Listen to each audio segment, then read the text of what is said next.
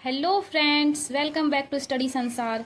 कैसे हैं आप सब? उम्मीद है आप सब अच्छे होंगे और आप सबकी पढ़ाई भी अच्छी चल रही होगी। तो आज हम लोग एनसीईआरटी क्लास 6 ज्योग्राफी अध्याय 4 मानचित्र के बारे में जानेंगे और इसका रिवीजन करेंगे। तो चलिए शुरू करते हैं। मानचित्र पृथ्वी की सतह या इसके एक भाग का पैमाने के माध्यम से चपटी सतह पर खींचा गया चित्र है। से मानचित्रों को एक साथ रख दिया जाता है तब एक एटलस बन जाता है। एटलस विभिन्न प्रकारों तथा अलग अलग पैमाने से खींची गई मापों पर आधारित होता है। मानचित्रों से एक ग्लोब की अपेक्षा हमें ज्यादा जानकारी प्राप्त होती है। मानचित्र विभिन्न प्रकार के होते हैं। पहला है भौतिक मानचित्र। पृथ्वी की प्राकृतिक आकृतियों जैसे पर्वतों, पठारों, मैदानों, नदियों, महासागरों इत्यादि को दर्शाने वाले मानचित्र को भौतिक या उच्चावच मानचित्र कहा जाता है। वैसे मानचित्र जिसमें पर्वतों, पठारों, मैदानों, नदियों, महासागरों इत्यादि को दर्शाया जाता है, वैसे मानचित्र को भौतिक या उच्चावच मानचित्र कहते हैं।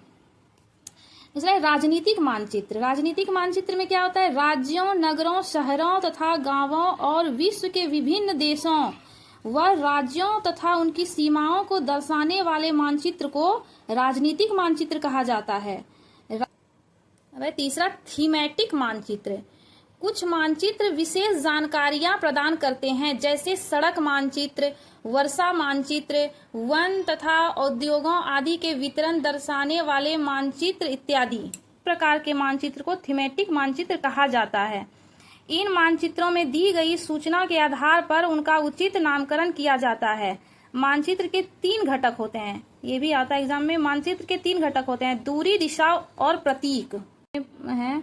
पैमाना किसे कहते हैं? पैमाना स्थल पर वास्तविक दूरी तथा मानचित्र पर दिखाई गई दूरी के बीच का अनुपात होता है। पैमाना स्थल पर वास्तविक दूरी तथा मानचित्र पर दिखाई गई दूरी के बीच का अनुपात होता है। जब बड़े क्षेत्रफल वाले भागों जैसे महाद्वीपों या देशों को कागज पर दिखाना होता है, तब हम लोग छोटे पैमाने का उपयोग करते हैं। उदाहरण के लिए मानचित्र पर 5 सेंटीमीटर स्थल के 500 किलोमीटर को दर्शाता है। इसको छोटे पैमाने वाला मानचित्र कहते हैं। जब एक छोटे क्षेत्रफल वाले भाग जैसे आपके गांव या शहर को कागज पर दिखाना होता है, तब हम बड़े पैमाने का उपयोग करते हैं। जैसे स्थल पर 500 मीटर की दूरी को मानचित्र पर 5 सेंटीमीटर से दर्शाया जाता है। इस प्रकार के मानचित्र को बड़े पैमाने वाला मानचित्र कहते हैं। बड़े पैमाने वाले मानचित्र छोटे पैमाने वाले मानचित्र की अपेक्षा अधिक जानकारी प्रदान करते हैं। ये बड़े पैमाने वाले मानचित्र छोटे पैमाने वाले मानचित्र की अपेक्षा अधिक जानकारी प्रदान करते हैं। चित्र 4.2 में 4 मुख्य दिशाओं को उत्तर, दक्षिण, पूर्व एवं पश्चिम को दिखाया गया है। वे प्रधान दिग्बिंदु कहे जाते हैं। उत्तर, दक्षिण, पूरब, पश्चिम इसे प्रधान दिग्बिंदु कहा जाता है। बीच की 4 दिशाएं हैं: उत्तर पूर्व, दक्षिण पश्चिम तथा उत्तर पश्चिम। इन बीच वाली दिशाओं की मदद से किसी भी स्थान की सही स्थिति का पता लगाया जा सकता है। तीसरे घटक में आता है प्रतीक।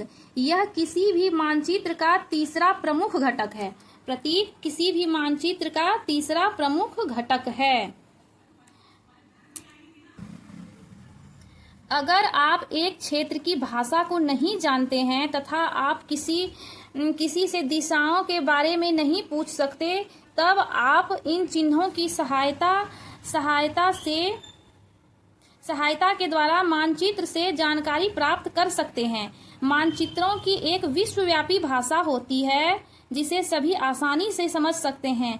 इन प्रतीकों के उपयोग के संबंध में एक अंतर्राष्ट्रीय सहमति है। इन प्रतीकों के उपयोग के संबंध में एक अंतर्राष्ट्रीय सहमति है। ये रूढ़ प्रतीक कहे जाते हैं।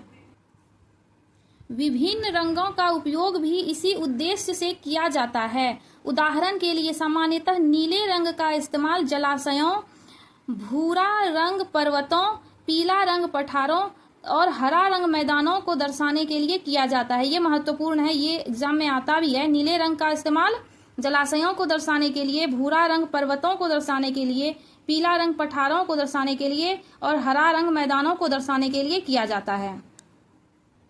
रेखाचित्र। रेखाचित्र एक आरेखन है।